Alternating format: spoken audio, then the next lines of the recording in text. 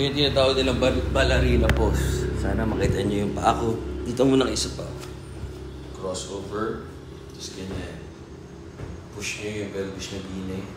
Inhale, exhale. Para sa mga hindi patay pelvis, o masakit ng lower back, kakaupo, o nasobra ka sa tulog, o injury. Tandaan nyo, I'm not your doctor. Tama kayo, mali ako. Do what works for you. Always pray and be a good person. Hold nyo 1 minute, tapos kabila naman. Yun lang. Ang boring, pero yun, relaxing. Kaysa magbayad ng masahista, chiro, therapist, ito, pwede nyo libre. Pero syempre iba yun, at least nakatutok sa inyo, diba? Wala naman talaga kayo, lalo na yung mga coach, ganyan, doktor, physician, physiotherapist. So yun, parang sa mga kaya nga nila pinag-aralan, tsaka kaya may bayad kasi nakatutok sila sa'yo. Ito free lang to, diba? General population.